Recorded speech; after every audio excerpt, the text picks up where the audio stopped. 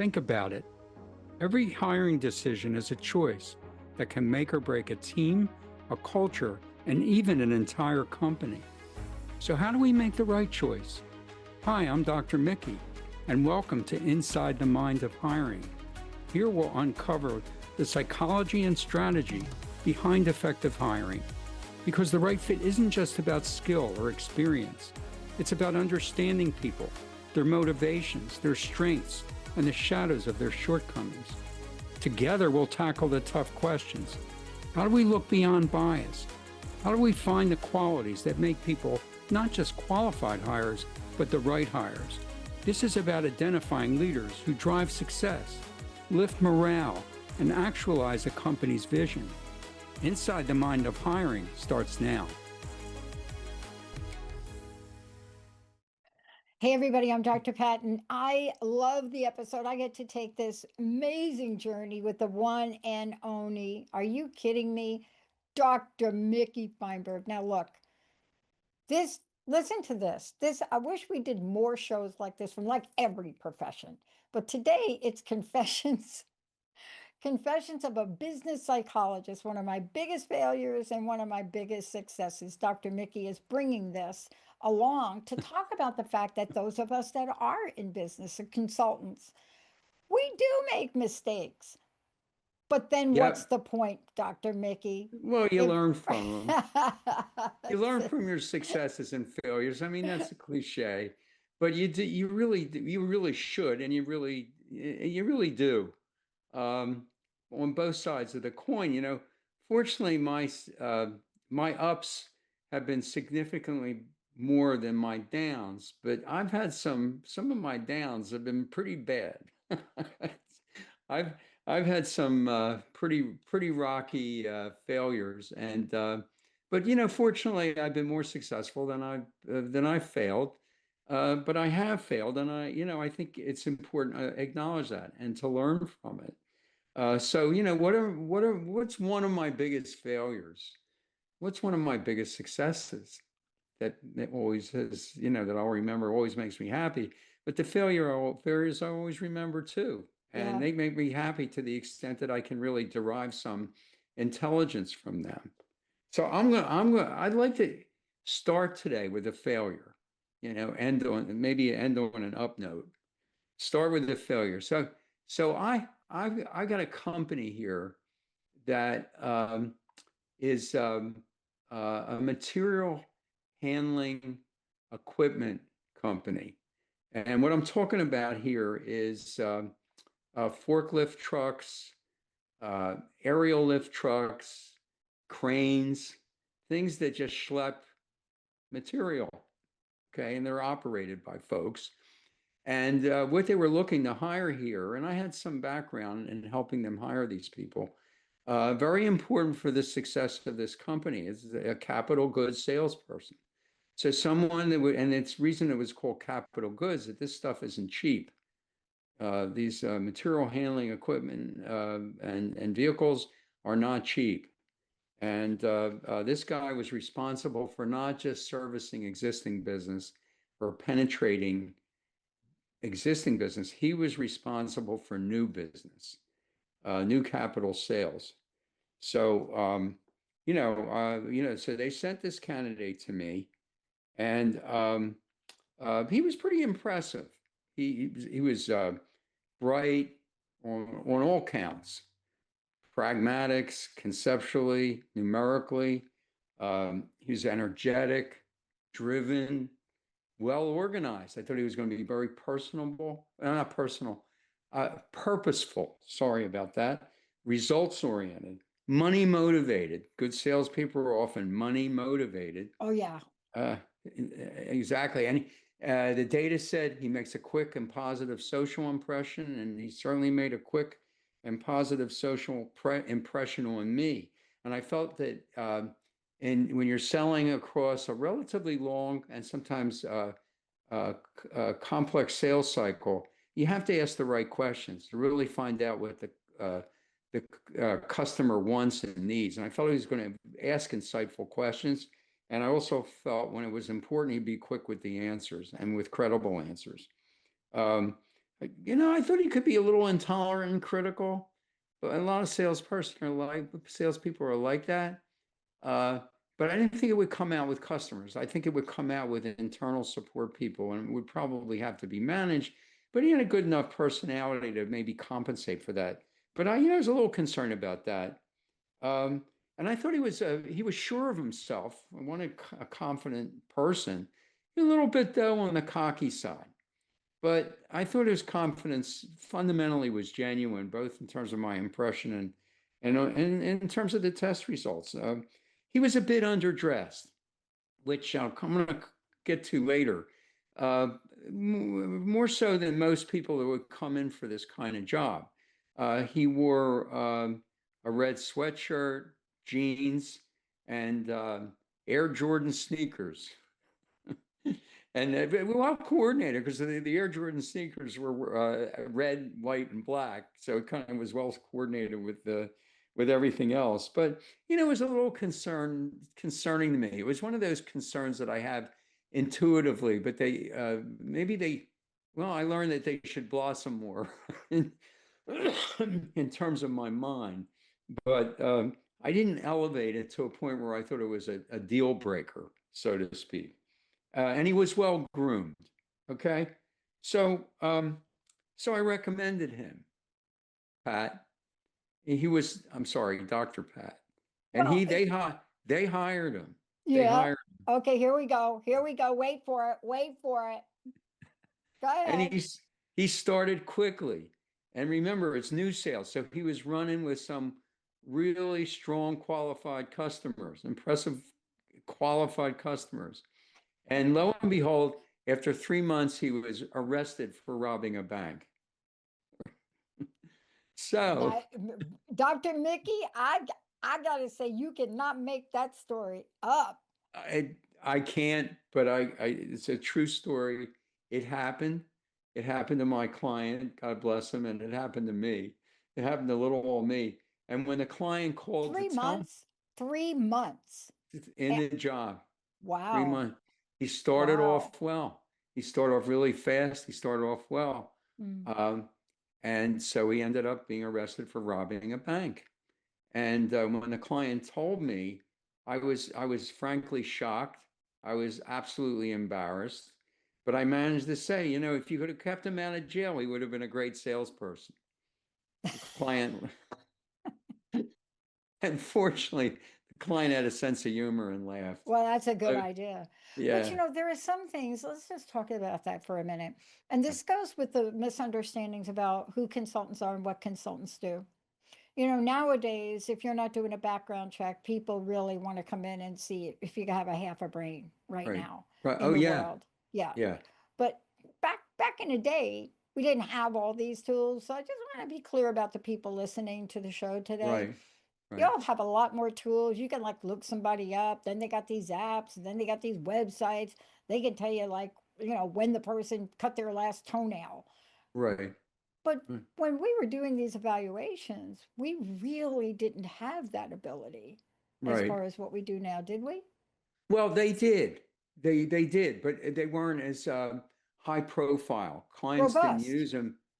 Yeah, it wasn't used as widely Yeah. as they are now. Now they're used a lot. Mm. The client at the time did not really rely on them and acknowledged to me after they laughed when I told them, you could have kept him out of jail. He'd been a great salesperson. Client said, he turned out that they discovered he was in very, very deep, severe financial Uh, distress, and that it's very likely he got desperate. He didn't have a criminal record prior to no, this, no. but for some reason there were some combining forces that made him, take a shot in doing that and taking that risk, and he was nailed. And it was really unfortunate for everybody. Yeah. And but what I learned is recommend background checks to your clients. That's what I learned. I also learned that uh, the way he was dressed should have been more of a concern for me. He didn't meet the standard of a lot of the people that came in for that job. They wore suits, some of them sport jackets, some with ties, some without, some with turtlenecks. but they were, really, more the epitome of business casual. And this guy was definitely off that. And, I had it in my mind because I used to be a school psychologist and way back when. And so if a teenager walked around with a Mickey Mouse shirt, it would sometimes or more often than not mean that he could be impulsive, lacking in good judgment, sound judgment, and just not really having a high achievement motivation.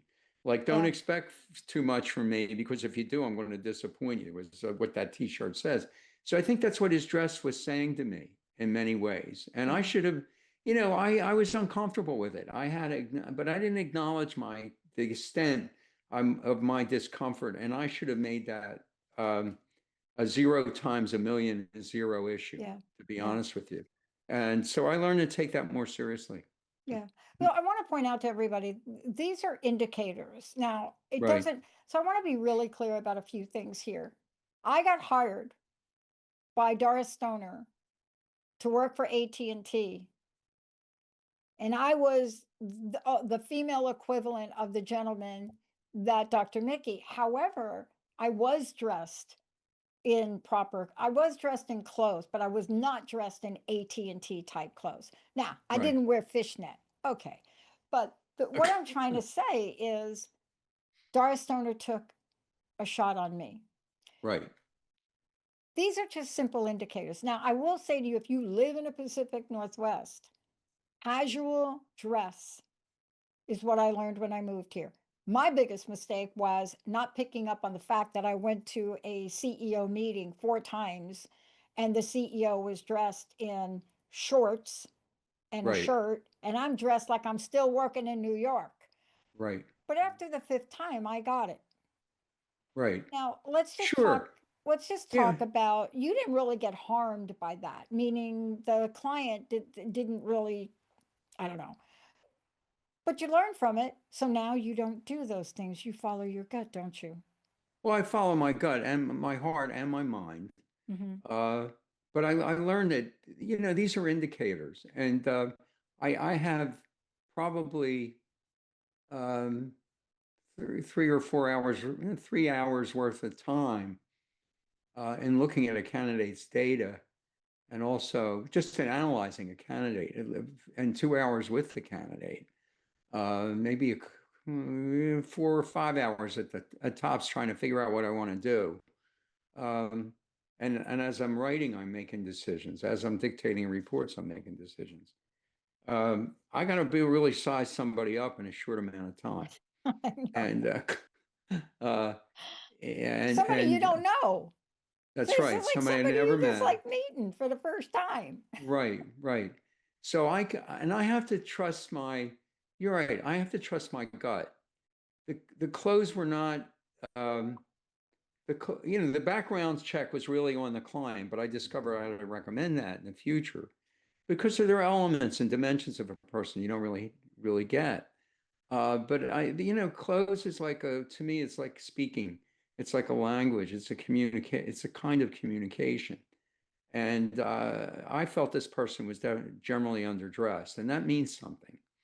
Uh, and when I see that, I often don't recommend people. That's a red flag to me after this experience that I've had. And yeah, I just it's trust your gut. I think what you said is really important. At a gut level, I wasn't comfortable with that, and I didn't acknowledge it as clearly as I Mm. should have. So what's your success? So my success is this. Uh, we're right on time for the success. Uh, this company it was a gear manufacturer, what they call an OEM, an original equipment manufacturer with one main big plant. They would manufacture these industrial gears, and that are often used in ships, in companies that especially in the marine kind of shipping area, and they were trugging along for a number of years, and the company was owned by a private investor Maybe he had a couple investors with him, but he wasn't a private equity firm. Most of the money was this guy's money, and he owned other companies. At the time, several other manufacturing types of companies. Um, and what he and his board decided to do in this case, they felt like they could do better than just manufacturing. They wanted to convert their strategy to a dispersed branch service, repair, and maintenance operation of gears. Still gears, but maintenance and repair. So their vision was to be in key locations, particularly where these ports are, um, where gears need to be maintained and serviced, like in Houston, Alabama, Chicago, major port areas, where this kind of manufacturing was going on, and where customers needed to have the gears in their vehicles serviced in a prompt and effective manner. So Wow. they wanted somebody to come in and execute this strategy. Person would be a CEO, and there was one candidate that I tested for this job. He was pretty impressive in stature. He was 6 feet 7 inches. I'm 5'9", so he was walking around with his elbow on my head. Well, he was just. I had to look up to see him before we sat down. He was a pretty impressive guy, looking, and stature-wise, and he was very well spoken, very sharp, um, easy to work with, easy to talk with, very quick, straightforward type kind of guy. Just really no BS. Yeah. But he was nice. He was a nice guy. He's assertive. I felt he was compassionate, um, engaging, likable, boundless energy and drive, both in terms of how I experienced him and the test result. Uh, Very, very strong practical or tactical thinking skills. Very strong in that area. So, he had the organizational and common sense thinking skills to take. It was superior. He was a little on the weak side conceptually, not where I like kind of like a CEO to be. He was a kind of borderline in that area, maybe even not to that level. He was okay for the general population, but he wasn't really strong enough for management, I thought. But the company established this strategy. He didn't have to develop the strategy. All he had to do was execute it. Yeah, and that takes some big picture skills, and the ability to understand what's important at a given time. Um, but I just thought he would have the basic rudders in terms of the holding company. They needed to keep him in line a little bit. Yeah. And he was also really driven. I mean, he um, wanted to do everything all at once. That's kind of the personality he had. It's like an entrepreneurial Yeah. kind of Yeah. personality. So where might get stuck is just trying to do too many things at one time, too many priorities, where he should be maybe a little bit more consistently focused on what's most important. But by and large, I thought this was really the guy for them. I thought he could do this job. And I recommended him, and they hired him. And he successfully opened up and operated several uh, branches here in the U.S., staffed them, motivated the people, really got them focused on the right things, and was really a great coach for these branch leaders, and really built, converted this business into a totally different business, but a totally successful business. And I think he had one branch that was in the Middle East. I think it was in Dubai, something like that. And this guy just took off. He was a major success. He's a major success, Dr. Pat.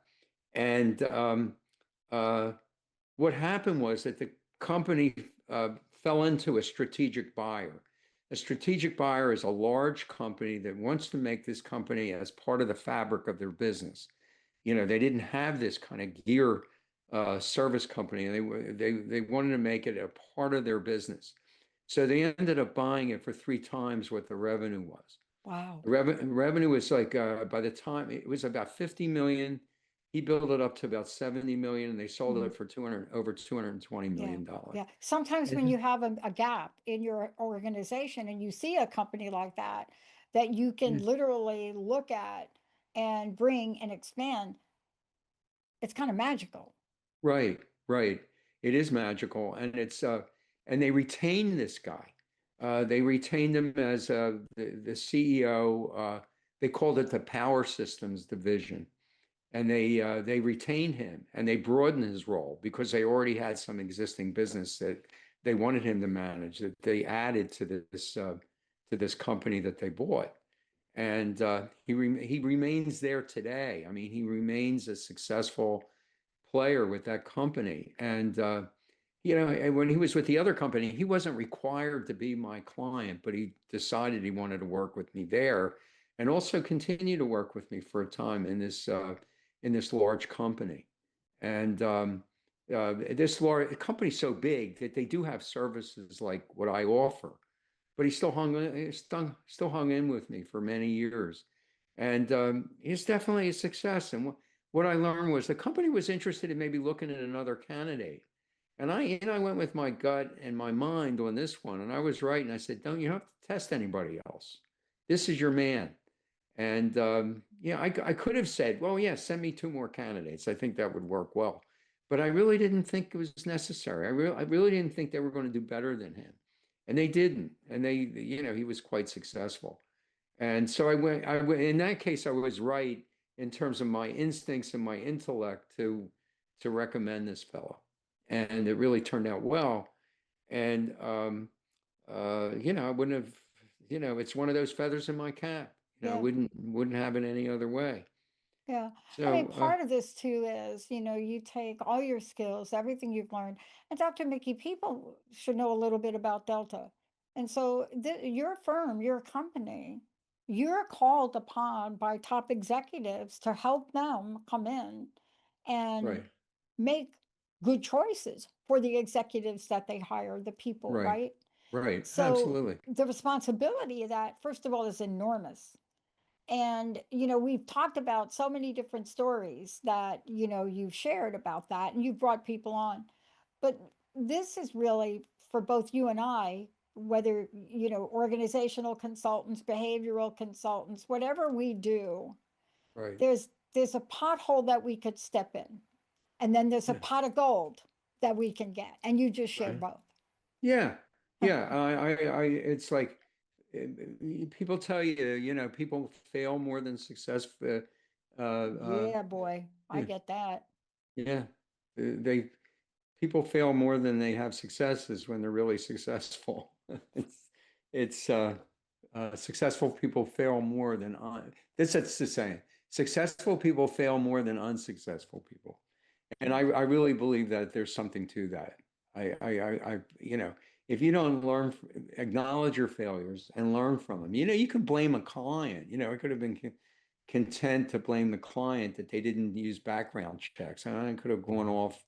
Well, that's okay. I got saved on that one, but you can't think that way. Yeah. You gotta And really be, uh, gotta be really critical of yourself sometimes. yes, critical, but there is a point that you get to where you don't continuously beat yourself up, because had you done that, right, there's the beating oneself up and then there's the puffing of the chest. And Right. both of them have an interesting impact. Thank you for sharing this today. Um, Sure.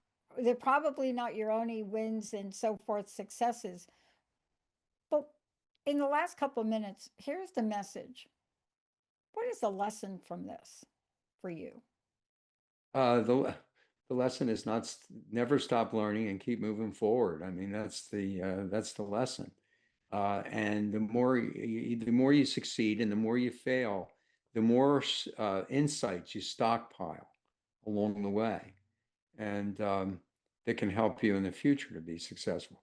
But still don't. As much as I'm striving for a perfect record, I haven't gotten it yet. I, s- I still have it. I still screw up and still Mhm. learn from it. I do Will I? too. Will I Yeah, stop? No, I ain't going to stop. yeah. Ain't You know gonna what's quit. fascinating about it though, and here's a reflection on a situation that I'm going through right now. I don't usually make that same misstep twice in life. Right. And that's what we're trying to say. You can learn enough from this to really get a new pathway to Right, right. guide That's a you. good point, Dr. Pat. You don't want to repeat your mistakes. Yeah. You have to, yeah, that is, then you're going to start to slide when you start repeating the same Yeah. mistakes. Dr. Vicky, how do we find out about you? Tell us about the Well, company and how people can find out more about you. well, I'm in the business primarily in helping companies select good people for jobs internally and externally. Um, uh, if you're buying a company, this same company I described also used me to help them buy a company that was very successful for them and grew very successfully. Um, and what I did in that case, I tested all the lead steers for this company that they were going to buy and recommended that team to them. So it can be a whole company where you're just testing critical people. It's an interesting corollary to that story. But you can get to me at Mickey at deltaconsultants.com.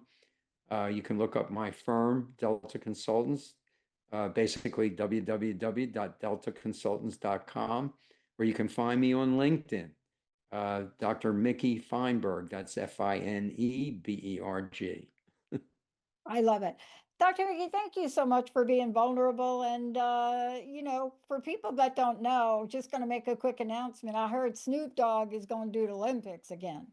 Oh, great. I'm So one of we'll my have to do favorite a guys. whole nother, we'll have to do a whole Show nother on Snoop show. Dogg. Yeah, but this time I got a really cool topic for us to tackle. Yeah, Thank you so much, Dr. Mickey, for everything. my, And for you out there, here's the thing. Forgiveness doesn't mean that you condone, not an act that another has done to you or to right, yourself. You acknowledge it, but it also means you let go. And had Dr. Mickey or I right. learned the art of letting go, I'll tell you, Mhm. neither one of us would be here right now. Thank you. Yeah, right. And thank Yeah, you. yeah, we'd be down and out in the Seattle Seahawks game the other day. Everybody, we'll see you we'll see you next time. We'll be right back. Okay. You have been listening to Inside the Mind of Hiring with me, Dr. Mickey Feinberg. Tune in the first and third Tuesday at 11 on Transformation Talk Radio to discover the psychology of making successful hiring decisions. In each episode, hiring managers and HR pros will learn how to leverage assessments and other key screening sources and avoid common pitfalls. Job seekers will gain insight into successfully presenting themselves. For more information on assessing people for mission-critical jobs and on career assessment and coaching, visit deltaconsultants.com and my LinkedIn profile. If you'd like to write me personally, it's Mickey, Mickey, @deltaconsultants.com.